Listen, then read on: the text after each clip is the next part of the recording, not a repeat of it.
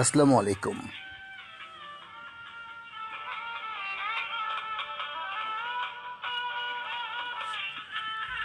ক্যালেন্ডারের পাতায় এখন 7 তারিখ।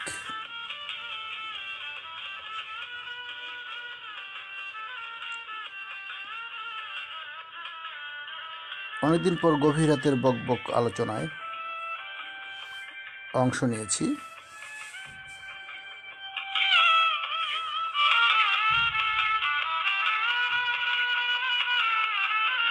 আজকে আলোচনার বিষয়বস্তু ঠিক করেছি, এখনো মাস্ক ছাড়া রাস্তায় লোক সমাগম। বিষয়টি জনগুরুত্বপূর্ণ, কেননা 7 দিন আমিও জ্বরে ভুগলাম। একটা অনিশ্চিত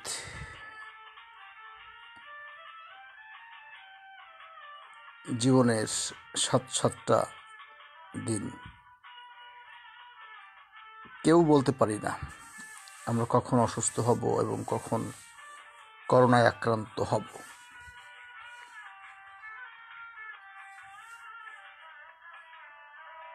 কিন্তু বিষয়টা কেমন গুরুত্বপূর্ণ আমি জানি না। এখনও দেখছি রাস্তায় রাস্তায় মানুষ মাস্ক ছাড়া ঘুরে বেড়াচ্ছে।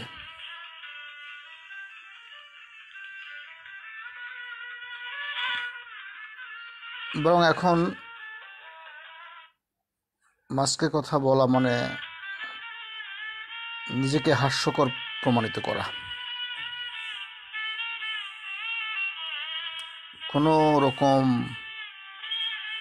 জবাবদিহিতা ছাড়া রাজধানীতে, বিশেষ করে রাজধানীতে বহু লোকে মাস্ক ছাড়া ঘুরে বেড়াচ্ছে। শীতের আমেজ পড়েছে কিছুটা। ডিসেম্বর মাস, রাত 12টা মানে অনেকে ঘুমিয়ে পড়েছেন। কিন্তু আমাদের একটা গভীর রাতের বকবক নামে পেজ আছে, এই পেজে আমার এই আলোচনাগুলো থাকবে আর্কাইভ হিসেবে।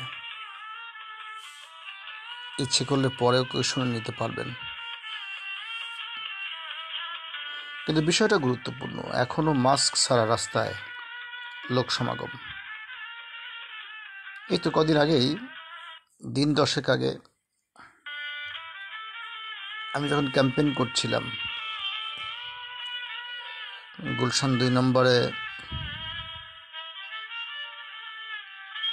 আমার ব্যবসায়িক কাজও ছিল, সেই সাথে রোড গসিপ করছিলাম। দেখলাম রাস্তায় ট্রাফিক সার্জেন্ট মোটরসাইকেল দাঁড় করিয়েছে। প্রথম মোটরসাইকেল থেকে 1000 টাকা জরিমানা করেছে এবং দ্বিতীয় মোটরসাইকেল খুবই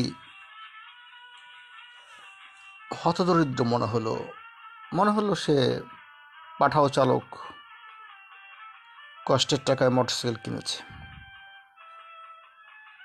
1000 টাকা জরিমানা তার দেওয়া খুবই কষ্টকর, বারবার ক্ষমা চাচ্ছে। তার অপরাধ হচ্ছে সে নির্ধারিত দাগ অতিক্রম করেছে ট্রাফিক সিগন্যাল পড়ার পরে,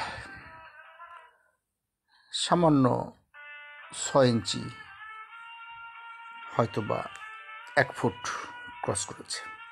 এটা তার অপরাধ। আমি ট্রাফিক সার্জেন্টকে রিকোয়েস্ট করলাম, আমার মানবাধিকার পরিচয় দিলাম। তারপর অনেক সময় 10-15 মিনিট অনেক বলা বলির পর পাঠাও চালককে কেস থেকে রক্ষা করলাম। জরিমানা 1000 টাকা জরিমানার হাত থেকে বেঁচে গেল। হ্যাঁ, এটা হতে পারতো ওয়ার্নিং, সতর্কতামূলক। কথায় কথায় হাজার হাজার টাকা জরিমানা করার খুবই প্রাসঙ্গিক না, আমি এটা সমর্থন করি না। তবে যে কারণে আমি এটা বলছি সেটা হচ্ছে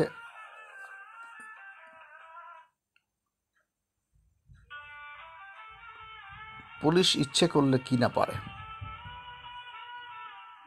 অথচ রাস্তায় রাস্তায় পুলিশ প্রশাসন থাকা সত্ত্বেও মানুষ মাস্ক ছাড়া চলাফেরা করছে।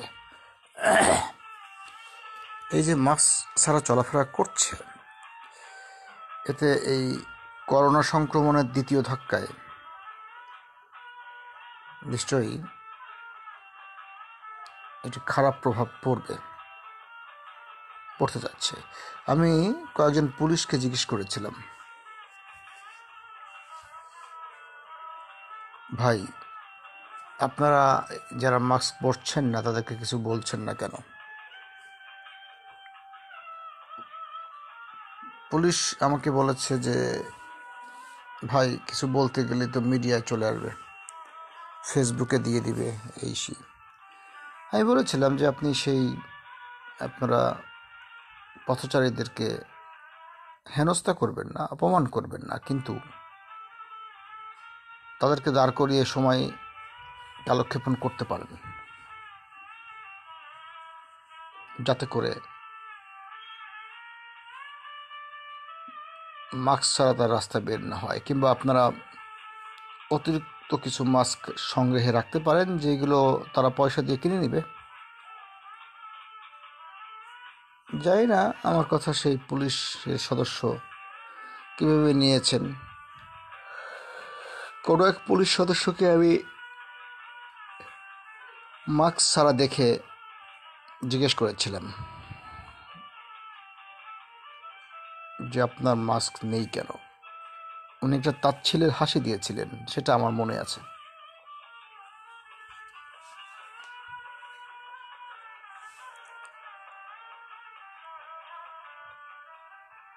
গভীর রাতের বকবক, আজকের আলোচনা এখনো মাস্ক ছাড়া রাস্তায় লোক সমাগম।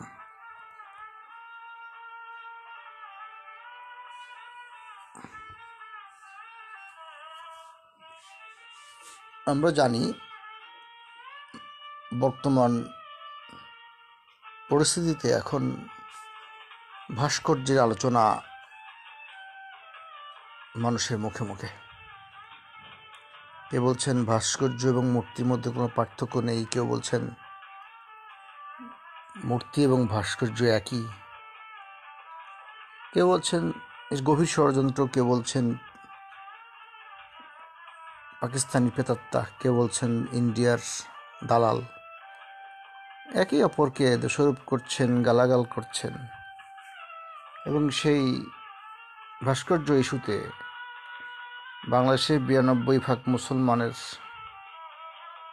বাংলাদেশের মতো একটা দেশ, সেই মুসলমানরা দ্বিধাবিভক্ত হয়ে পড়েছেন। সামাজিক যোগাযোগ মাধ্যমে উঠে আসছে বিভিন্ন মানুষের মতামত। যারা ভাস্কর্যের পক্ষে বলছেন তেমন পক্ষে বলছেন, একদম বলছেন ঘোরতর যুক্তি খাড়া করছেন। আর যারা ভাস্কর্যের বিপক্ষে বলছেন তারাও ঘোরতর যুক্তি খাড়া করছেন। আমি মনে করি এই ভাস্কর্য ইস্যুতে দেশের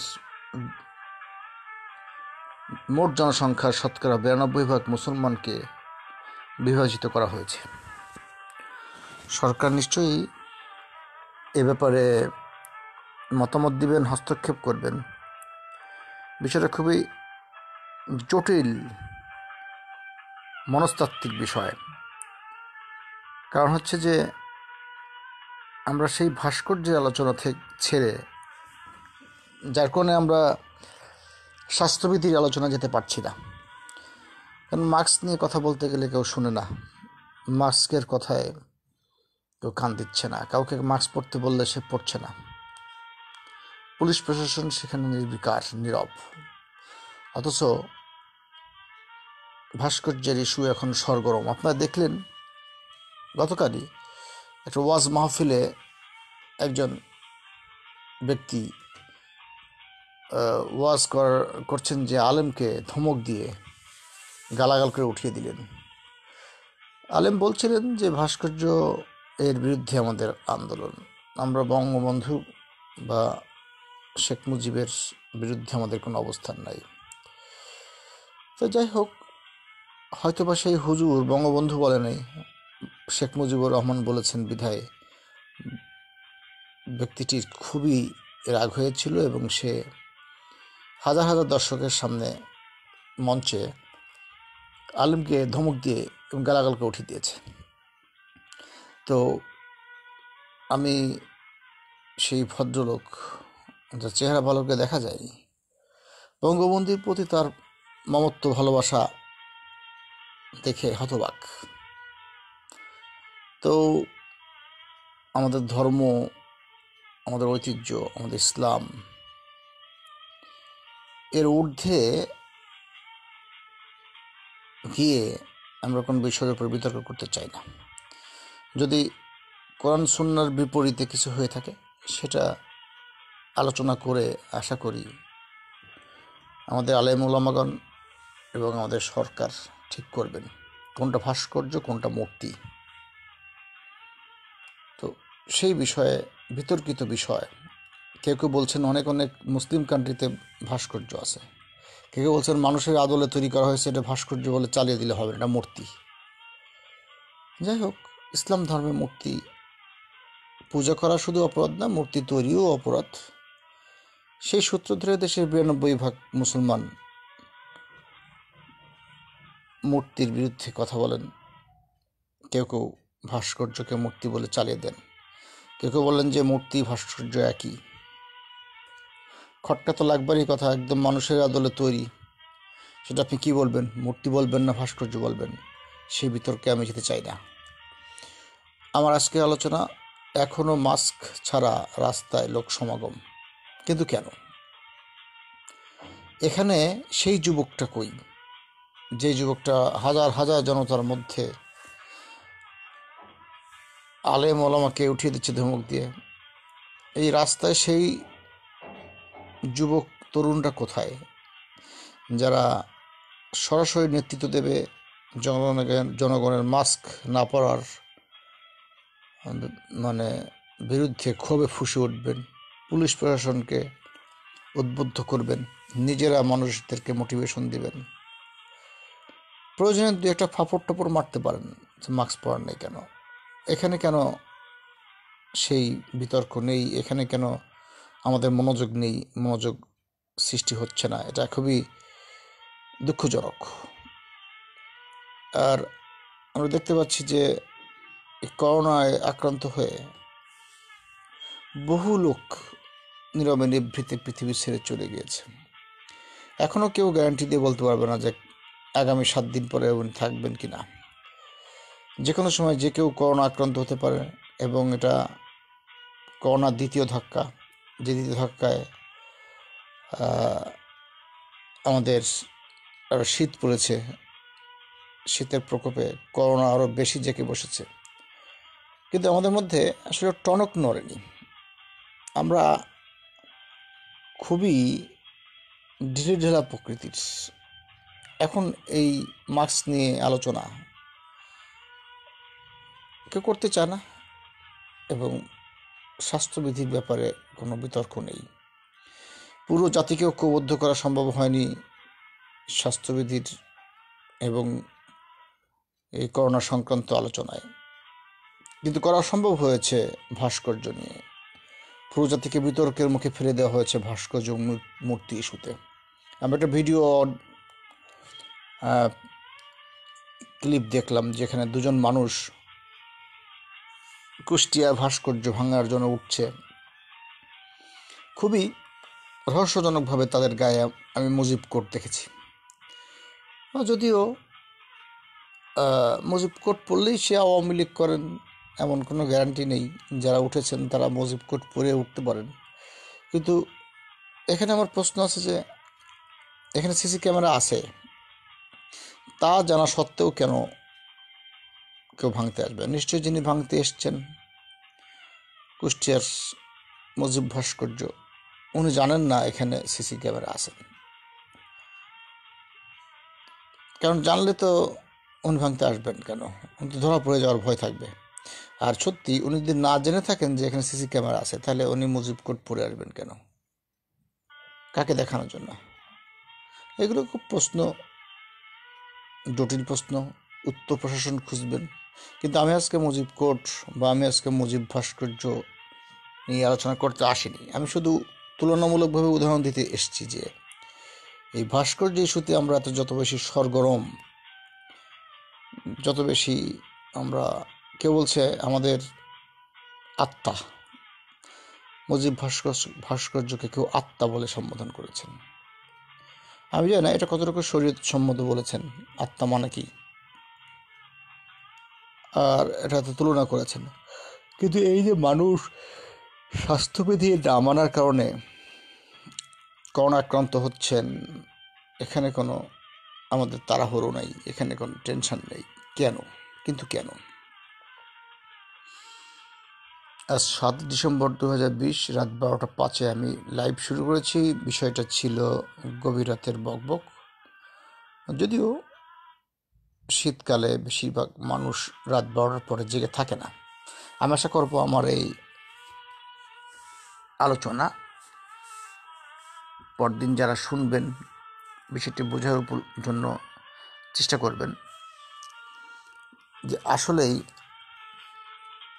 গুরুত্বপূর্ণ কোনো বিষয় কি না। এখনও মাস্ক ছাড়া রাস্তায় লোক সমাগম, বিষয়টি খুবই হতাশাব্যঞ্জক, দুঃখজনক এবং জাতির জন্য কলঙ্কজনক। আমরা সময় পেয়েছি হাতে। প্রথম ধাপে করোনা গিয়েছে যে আমাদের দেশের আবহাওয়ার কারণে বা যে কোনো কারণে হোক, করোনা আক্রান্তের প্রকোপ বেশি লক্ষ্য করিনি। তারপরেও একেবারেই যে কম ধাক্কা ছিল তা না। কিন্তু এই দ্বিতীয় করোনা ধাক্কায় সতর্কবার্তা পাচ্ছি যে এখন বাংলাদেশে শীতের প্রকোপ বেশি, এবং এখানে আমরা হয়তো জানি যে করোনা আক্রান্ত হলে আমাদের লাংস আক্রান্ত হয় এবং সেখানে আমার শ্বাসকষ্ট হয়, এবং আমাদের দেশের পর্যাপ্ত পরিমাণে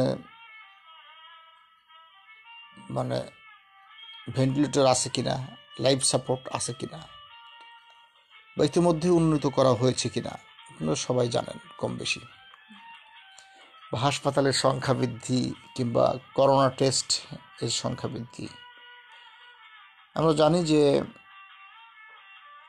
গণস্বাস্থ্য ডক্টর জাফরুল্লাহর নেতৃত্বে করোনার কিট আবিষ্কার করেছিলেন। উনি বলেছিলেন 100-200 টাকার মধ্যে, 200-300 টাকার মধ্যে টেস্ট করা সম্ভব হবে। সেখানে কি কারণে সরকার অনুমোদন দেননি?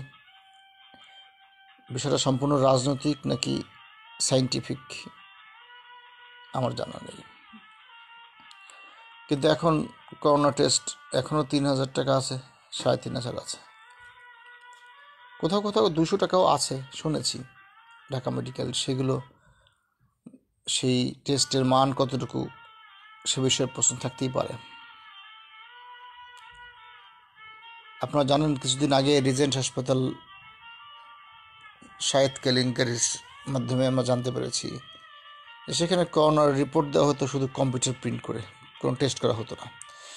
এখন তার পরবর্তীতে করোনা টেস্ট হচ্ছে কোথাও কোথাও, সেটা সত্যি সত্যি হচ্ছে কি না, কিংবা হয়তো যেখানে ম্যাজিস্ট্রেট হাসপাতাল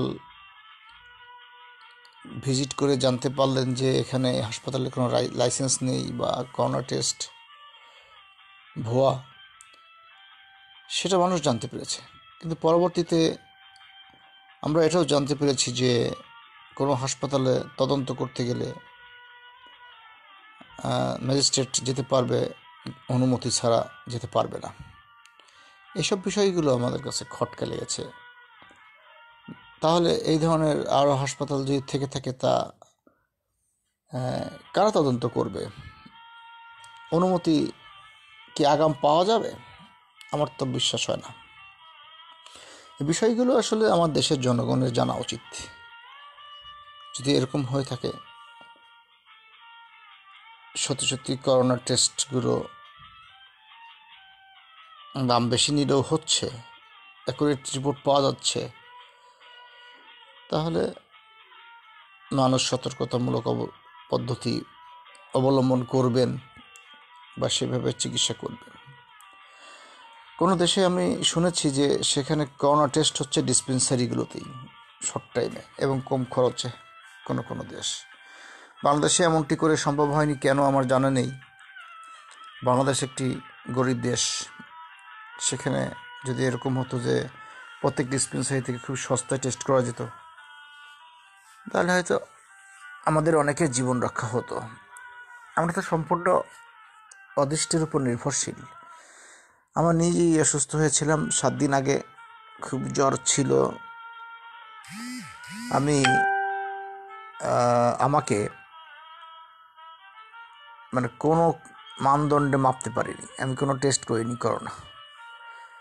আমি শুধু অপেক্ষায় ছিলাম, এবং আমি কার অপেক্ষায় ছিলাম আমি তাও জানি না।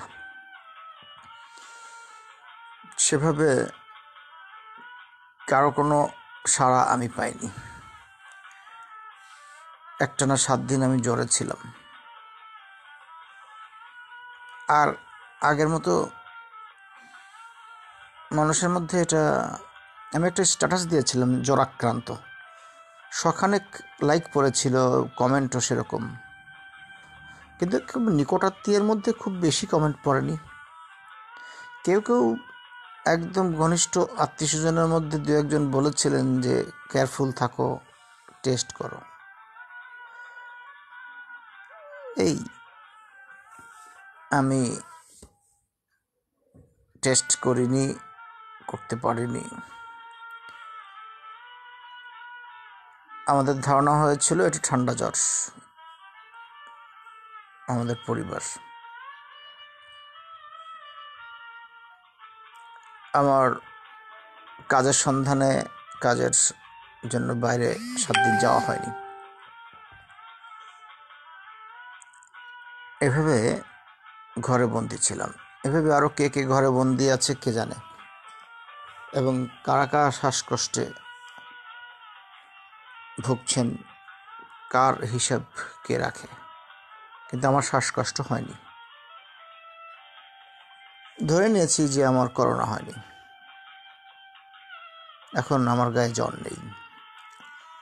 বের হতে গিয়েছিলাম বাসা থেকে, কিন্তু মাথা ঘুরে পড়ে গেলাম, আবার ফিরে এসেছি বাসায়।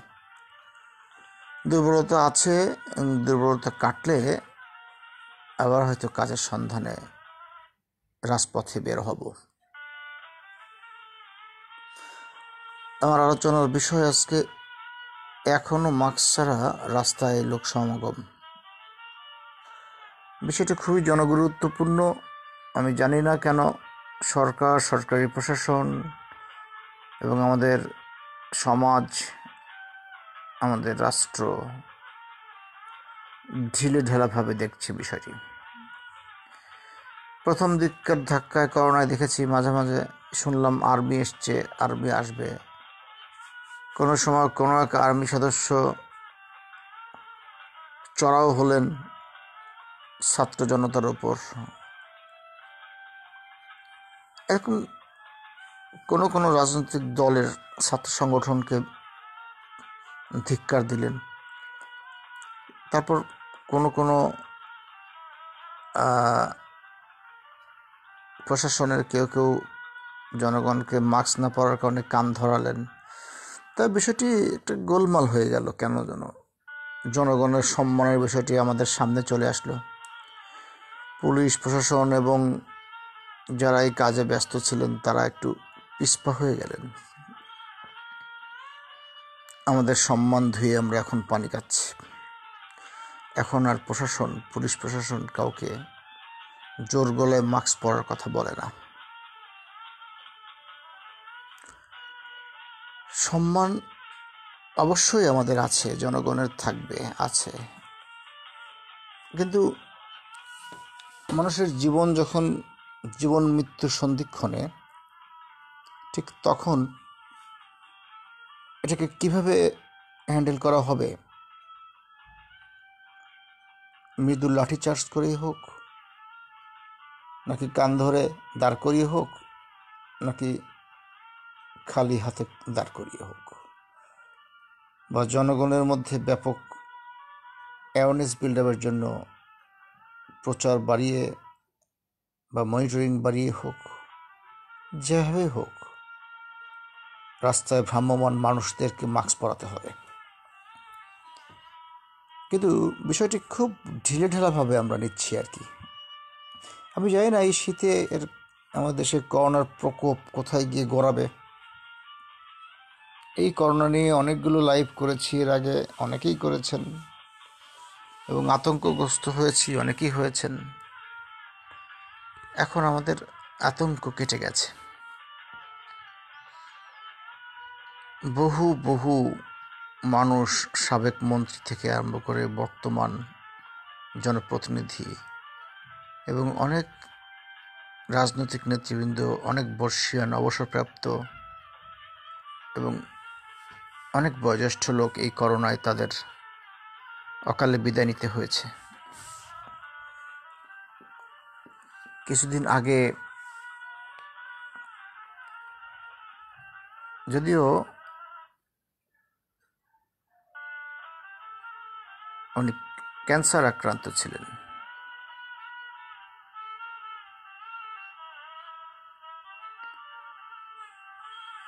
আমাদেরকে ছেড়ে চলে গেলেন একজন নাট্য অভিনেতা আলী যাকের, করোনায় আক্রান্ত হয়ে।